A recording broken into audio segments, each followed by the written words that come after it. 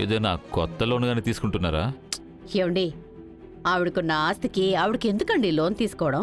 ఆవిడకి అలాంటి పరిస్థితి ఏమొచ్చింది? అలా కాదమృత, అత్తయ్య కారణం లేకుండా ఏ పని చేయదు. బంగారి. అమ్మా.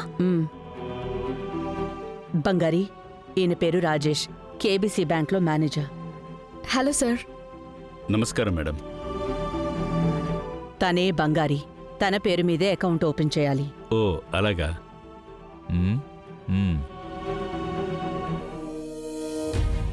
నాకెందుకమ్మా అకౌంట్? అవసరం ఉంది బంగారి, సంతకం పెట్టు. మేడం ఇదిగోండి.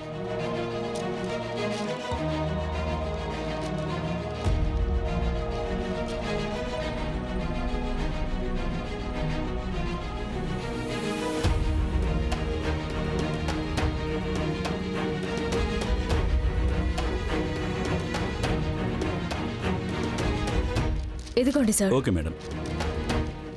Thank you madam. ప్రాసెస్ మధ్యాహ్నంలోపు అయిపోతుంది. ఈవినింగ్ నుంచే యూజ్ చేయటం మొదలు పెట్టచ్చు. వస్తాను మేడం. Thank you.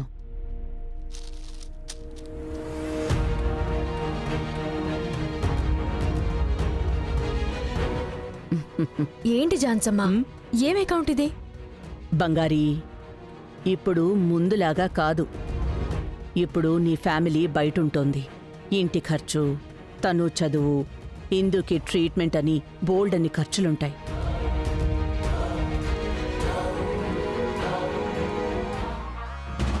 ఇంతకు ముందు నీకొచ్చే జీతంతోనే అన్నింటినీ సరిపెట్టుకునేదానివి. ఇప్పుడు నువ్వు ఈ ఇంటి కోడలు అయిన దగ్గర నుంచి అలా కాదు కదా. అదంతా మా ఇంట్లోనే చూసుకుంటారమ్మా. బంగారి, నేను నీకేం సాయం చేయడం లేదు. నీకు డైరెక్టర్స్ అకౌంట్ అని ఒక అకౌంట్ ఓపెన్ చేస్తున్నాను. అది నువ్వు చేస్తున్న పనికి నేనివ్వాల్సింది.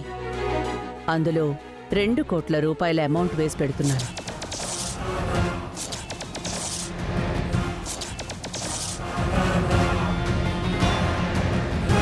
అంతేకాకుండా నెల నెల నీ పేరు మీద ఉన్న అకౌంట్కి నీకు రావాల్సిన డివైడ్ ఖచ్చితంగా నేనిచ్చి తీరాలి.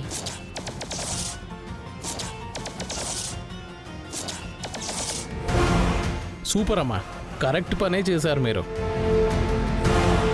బంగారి, ఇంకేంటి ఒకే రోజులో పెద్ద కోటీశ్వరరాలు అయిపోయినట్టున్నావు. ఈ మామకి ఖర్చులకు డబ్బులు ఇస్తావా? మావయ్య, మీరు కూడా ఏంటి మావయ్య? 2 కోట్ల? జాన్సమ్మా, ఎందుకు ఇదంతా చేస్తున్నారు? నాకిదంతా ఏం వద్దు జాన్సమ్మా. నాకు ఒకవేళ మీరు ఇవ్వాలని అనుకుంటే ఒకప్పుడు నెల జీతం అని ఇచ్చేవారు కదా, అది మాత్రం ఇవ్వండి. నాకు అది చాలు.